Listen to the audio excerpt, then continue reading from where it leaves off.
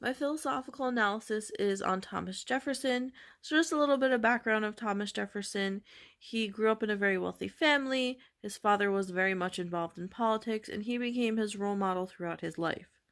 Since he came from a wealthy family, he had a private tutor when he was young. He went off to boarding school to further his education. Unfortunately, his father passed away and he had to return home, but he did not stop his education. He continued all the way through university. He studied many different subjects and languages, which helped him develop into the man that we know today.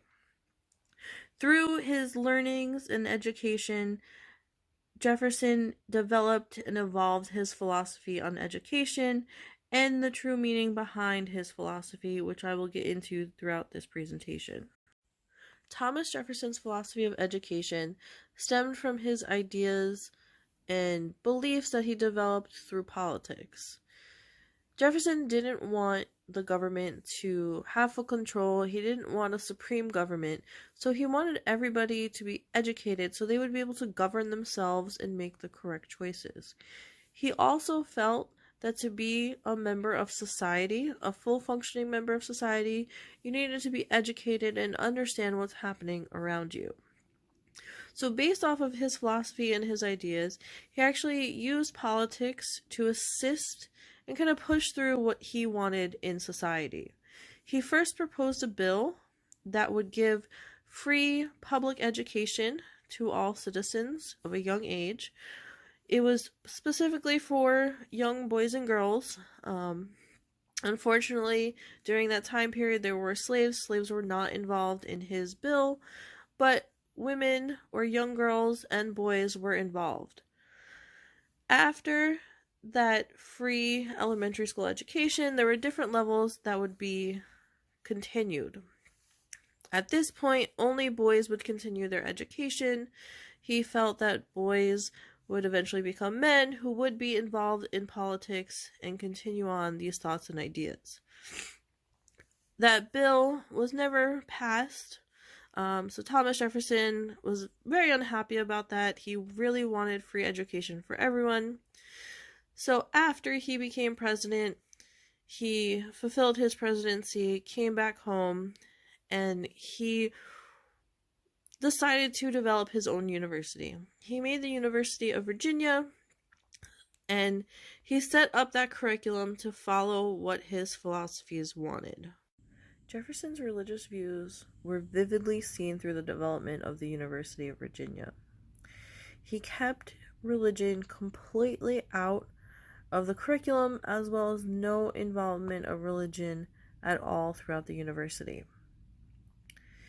One may think that Jefferson is atheist, that he doesn't believe in God, because he decided to keep religion out of the school that he actually developed. It's actually not true. Through some research, Jefferson actually believed and stated himself that he was a Christian man. He believed in Christianity, he believed in God, but he didn't agree with what some of the reformers' messages and ideas were of the Bible and of Jesus' own messages. So he didn't agree with what was happening during his day and age. He didn't agree with those religious views, especially of John Calvin and the whole Calvinism. He considered Calvin to be an atheist because of his thoughts and views on religion. And so Jefferson himself exclaimed that he is Christian, he follows Christianity, just not the teachings and beliefs that the reformers thought or discovered from their interpretations of the Bible. To conclude the philosophical analysis of Thomas Jefferson, yes, he had some outside of the box ideas. He didn't seem to have a very Christian view on education or even government in general. He didn't want government to control education. He didn't want a religious influence in the government either. He was one of the first people to propose separation of church and state, which we see today. So his ideas and thoughts have actually led us to where we are and what's happening in our world, in our educational system right now. His ideas about education were wonderful. He wanted everyone to have an education, to have free access to education, no matter if you were poor, if you were wealthy.